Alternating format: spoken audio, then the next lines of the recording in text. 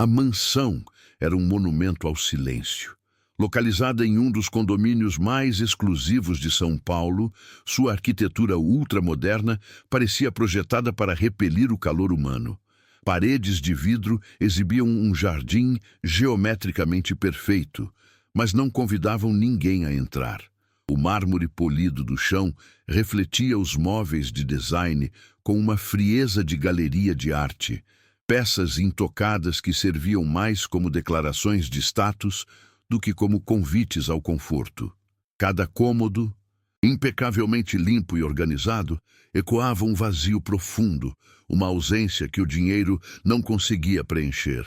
O ar era rarefeito, controlado por um sistema de climatização que eliminava cheiros, sons e qualquer vestígio de vida desordenada. Era um lar que funcionava com a precisão de um relógio suíço, mas cujo coração havia parado de bater há muito tempo, deixando para trás apenas a opulência material como um mausoléu de luxo. Nesse cenário asséptico, Lúcia movia-se com uma discrição quase invisível. Uma mulher de 50 e poucos anos, recém-contratada para a equipe de limpeza, cujo sorriso fácil e olhar sereno contrastavam violentamente com a rigidez do ambiente. Ela limpava o quarto de Mateus, o pequeno herdeiro daquela fortuna silenciosa. O menino de 6 anos, confinado a uma cadeira de rodas desde a morte da mãe, era mais uma peça de mobília cara na decoração.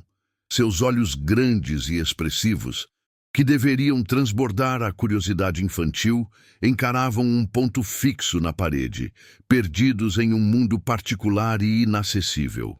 Cercado por tutores, médicos e empregados, Mateus vivia no epicentro de um abandono disfarçado de cuidado. Uma pequena estátua frágil no meio de um palácio de vidro, testemunha mudo da dor que congelara aquela casa. Enquanto passava um pano macio sobre a superfície de uma cômoda laqueada, um gesto repetido centenas de vezes, Lúcia se deixou levar por uma lembrança distante. Um fiapo de melodia escapou de seus lábios, quase um sussurro. Era uma antiga canção de ninar em português, uma daquelas que se aprendem no colo da avó e que ficam guardadas na alma, esperando um momento de distração para reaparecer. Ela não cantava para o menino, nem mesmo para si mesma. A música simplesmente brotou, um ato tão natural e inconsciente quanto respirar. Naquele quarto onde o único som permitido era o zumbido dos aparelhos eletrônicos, a voz suave de Lúcia, despretensiosa e cheia de uma ternura antiga, preencheu o espaço como uma anomalia, uma delicada transgressão à ordem silenciosa e estéril imposta por aquela casa. Foi então que algo quebrou a monotonia do seu trabalho. Pelo reflexo de um grande espelho na porta do armário, ela percebeu um movimento sutil, quase imperceptível. Não era um reflexo da luz ou uma sombra passageira. Mateus, que mantinha o olhar petrificado há horas, havia virado levemente a cabeça em sua direção. Seus olhos, antes vazios, agora pareciam seguir a origem do som. E então, Lúcia viu o detalhe que fez seu coração parar por um instante. Um dos dedos da mão do menino, que repousava inerte sobre o colo, movia-se discretamente, como se tentasse acompanhar o ritmo lento da canção. Uma onda de compaixão e esperança a invadiu, uma certeza intuitiva e avassaladora. Naquele instante, ela compreendeu. Aquele som simples não era apenas uma melodia, era uma chave. Movida por uma certeza que brotava do fundo da alma, Lúcia começou a tecer uma rotina de sons e afetos. Durante a limpeza, ela não se limitava mais àquela única canção de ninar. Trazia melodias que havia colecionado ao longo da vida, fragmentos de novelas antigas, baladas italianas que sua mãe ouvia no rádio e até tangos espanhóis que remetiam a uma juventude distante. Ela não forçava nada, apenas deixava que a música preenchesse o espaço enquanto lustrava a madeira ou arrumava os lençóis. A cada dia, notava uma nova reação em Mateus. Um piscar de olhos mais lento quando a melodia era suave, um leve tensionar dos ombros em uma canção mais dramática. Eram respostas minúsculas, quase invisíveis para um olhar destreinado, mas para Lúcia eram diálogos profundos. Uma conversa que acontecia no silêncio entre as notas, construindo uma ponte invisível entre seus mundos. Enquanto isso, Ricardo vivia em um universo paralelo, um exílio autoimposto feito de planilhas, reuniões e voos internacionais. Sua vida era uma sucessão de decisões lógicas e resultados mensuráveis, um refúgio perfeito contra o caos incontrolável do luto. Ele amava o filho com uma intensidade que o aterrorizava, pois Mateus era o espelho vivo de sua maior perda. Cada traço do rosto do menino, cada silêncio, era um eco da ausência de sua esposa. Por isso, ele se afastava. Prover o melhor tratamento, os melhores tutores, a casa mais segura, era sua forma de amar à distância. Uma maneira de cumprir seu papel de pai, sem ter que mergulhar na dor que o aguardava nos olhos do próprio filho. Ele construiu uma fortaleza de sucesso ao redor de si, mas por dentro era um prisioneiro de sua própria tristeza. Certa noite, um negócio cancelado o fez voltar para casa mais cedo do que o habitual. O carro de luxo deslizou silenciosamente pela entrada do condomínio. E ele atravessou a porta da frente, esperando o silêncio de sempre, aquele vácuo que era a trilha sonora de sua solidão. Mas algo estava diferente. Um som tênue, quase etéreo, flutuava pelo ar. Era uma voz feminina, suave, cantando uma melodia que ele não reconhecia. A princípio, pensou ser a televisão, mas a pureza do som era orgânica, real. Seu instinto de controle o fez franzir a testa. Uma quebra na ordem impecável de sua casa. Ele subiu as escadas de mármore, seguindo a voz que vinha do corredor dos quartos. Seu coração batendo com uma mistura de irritação e uma curiosidade que não sentia há muito tempo. Ele parou na porta entreaberta do quarto de Mateus, e a cena que viu o paralisou. Não era um filme, nem uma memória. Era real, presente, e o atingiu com a força de uma revelação. Lúcia, a faxineira, estava sentada no tapete ao lado da cadeira de rodas, com as costas apoiadas na cama. Ela não olhava para o menino, mas para a janela, cantando baixo, como se fosse para si mesma. E Mateus, seu filho, que há 2 anos era uma estátua de porcelana, tinha o rosto virado para ela. Seus olhos, normalmente opacos e perdidos, estavam focados, brilhantes, e em seus lábios um fantasma de sorriso, uma curva sutil que Ricardo não via desde que sua esposa se fora. Naquele instante, o CEO bilionário, o homem que comandava exércitos de funcionários, sentiu-se o menor dos homens. Uma onda de emoções conflitantes o invadiu. Vergonha por sua ausência, raiva por ter pago fortunas a especialistas que não conseguiram nada. Inveja daquela mulher simples, que com nada além de sua voz havia encontrado uma porta que para ele estava trancada. Seu primeiro impulso, o impulso do chefe, foi repreendê-la, questionar sua ousadia, restabelecer a ordem. Mas então ele olhou novamente para o rosto do filho, para aquela fagulha de vida que havia retornado, e a armadura de Ricardo começou a rachar. A dor e a esperança travaram uma batalha silenciosa dentro de seu peito. A esperança venceu. Ele deu um passo para dentro do quarto, e sua presença fez Lúcia se calar, assustada. Com a voz embargada, rouca pela emoção contida, ele conseguiu dizer apenas uma palavra. Continue. Aquela única palavra mudou tudo. Lúcia não era mais apenas a faxineira. Ela se tornou a guardiã de uma frágil chama de esperança. Ricardo lhe deu liberdade para passar mais tempo com Mateus, não como uma cuidadora formal, mas como uma presença. Ele começou a chegar em casa mais cedo, não para interferir, mas para observar a distância. Sentava-se em sua poltrona no escritório, com a porta aberta, apenas para ouvir os ecos das canções que vinham do andar de cima. Cada melodia era um lembrete de seu fracasso, mas também um convite para a cura. Ele lutava contra o orgulho ferido, a sensação de que um estranho estava consertando sua família. Mas a visão do progresso gradual de Mateus era mais forte do que qualquer vaidade. A notícia da nova rotina, no entanto, não foi bem recebida por todos. A avó paterna de Mateus, Esther, uma socialite cuja vida era regida pelas aparências, ficou horrorizada. Em uma visita não anunciada, ela encontrou Lúcia cantando uma cantiga folclórica para o neto e a fuzilou com o olhar.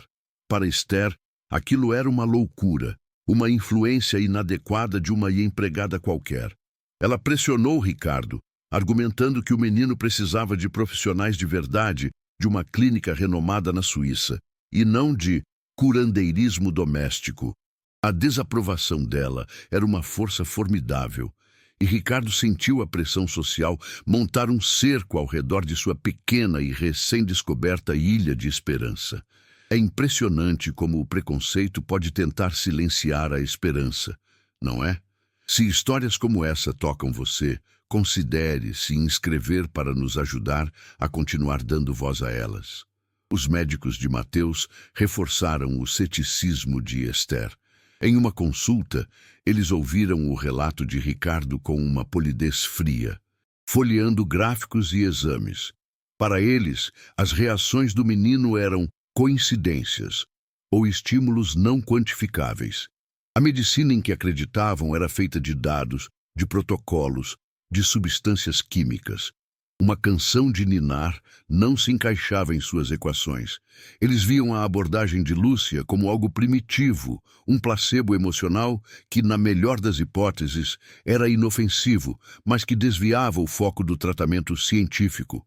Ricardo saiu do consultório sentindo-se um tolo, como se sua esperança fosse uma fantasia infantil diante da muralha da lógica e da autoridade médica. Naquela noite, sentindo-se encurralado, Ricardo buscou refúgio em seu passado. Abriu um antigo notebook e, após hesitar, clicou em uma pasta de vídeos que não visitava há 2 anos. Lá estava ela, sua esposa, sentada no jardim da casa antiga, com um Mateus de 3 anos no colo, cantando a mesma melodia que Lúcia às vezes cantava. A dor de revê-la foi aguda, cortante, mas pela primeira vez ele não desviou o olhar. Ele assistiu ao vídeo repetidas vezes, e a cada vez uma nova compreensão se formava.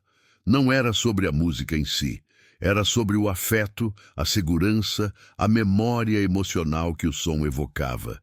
Era sobre o amor que ele havia trancado junto com suas lembranças. Às vezes, a gente precisa de muita coragem para revisitar o passado e encontrar a chave para o futuro. O apoio de vocês, com a inscrição no canal, nos dá a força para continuar buscando essas chaves em cada relato. O progresso de Mateus continuou, pequeno, mas constante. Ele começou a mover as mãos com mais intenção, a seguir Lúcia com o olhar pela casa, e até a emitir pequenos sons guturais em resposta às canções. Ricardo sentia uma felicidade que o assustava. E então, o desastre. Mateus acordou uma noite com febre alta. A doença, um vírus comum, pareceu acionar um gatilho terrível. Em questão de dias, ele regrediu completamente. O olhar voltou a ficar vazio, os membros inertes, o silêncio mais profundo e pesado do que nunca. A pequena chama que Lúcia e Ricardo haviam protegido com tanto cuidado parecia ter se apagado, deixando para trás apenas a fumaça fria da desesperança. Para Esther e para os médicos, a recaída foi a prova final. Eu avisei, disse a avó em um telefonema cortante. Isso é o resultado de confiar em métodos amadores. Os especialistas sugeriram uma internação imediata para estabilização e avaliação. A pressão sobre Ricardo tornou-se insuportável. A culpa o corroía. Ele havia se permitido ter esperança e, ao fazer isso, talvez tivesse exposto seu filho a um sofrimento ainda maior. Ele olhava para o menino, imóvel na cama, e via o reflexo de seu próprio fracasso. A mansão voltou a ser um mausoléu, e o silêncio, antes quebrado pelas melodias de Lúcia, agora era um grito ensurdecedor de derrota. Em meio ao caos de médicos, telefonemas e decisões urgentes, Lúcia permaneceu uma ilha de calma. Ela continuou suas tarefas com a mesma dignidade silenciosa, sem oferecer opiniões não solicitadas ou conselhos vazios. Uma tarde, encontrou Ricardo parado no corredor, olhando para a porta fechada do quarto do filho, um homem poderoso completamente quebrado.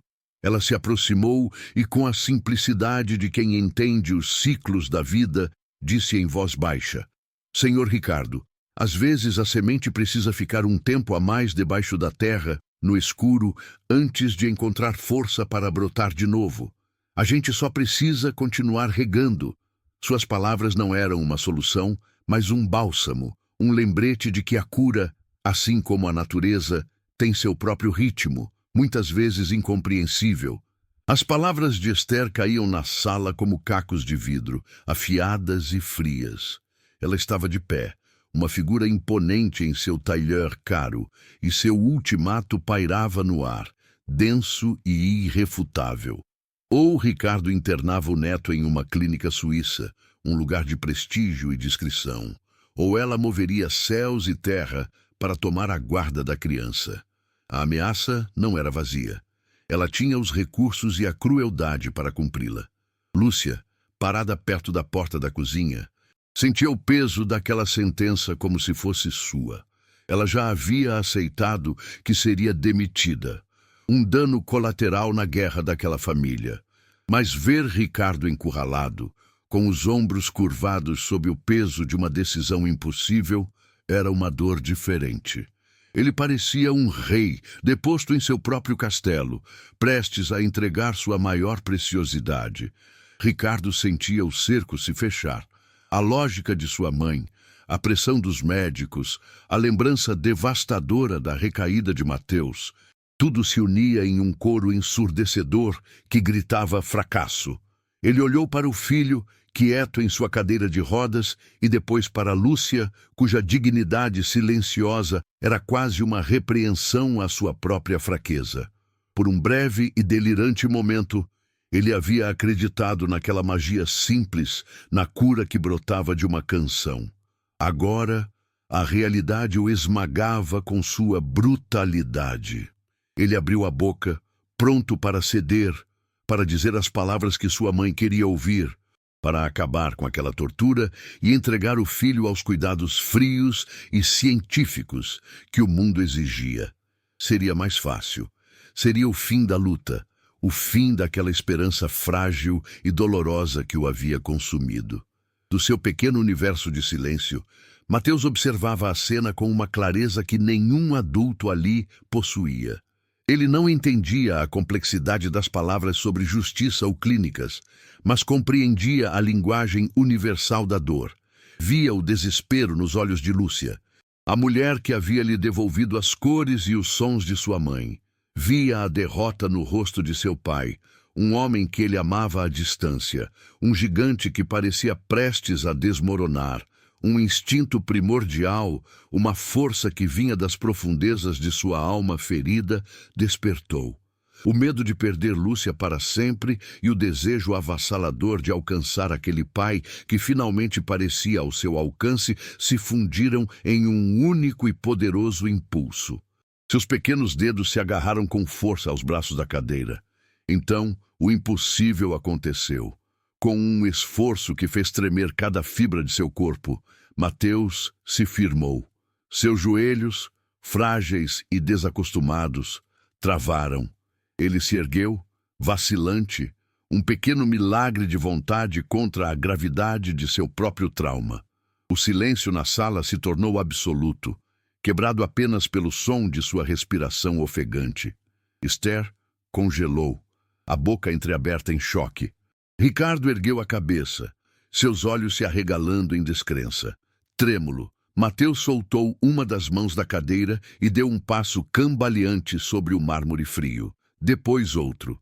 Ele caminhava na direção do pai, seus olhos fixos nos dele. E então, com a voz fraca, enferrujada pelo desuso, mas perfeitamente clara, ele pronunciou a palavra que guardava há 2 anos: Pai.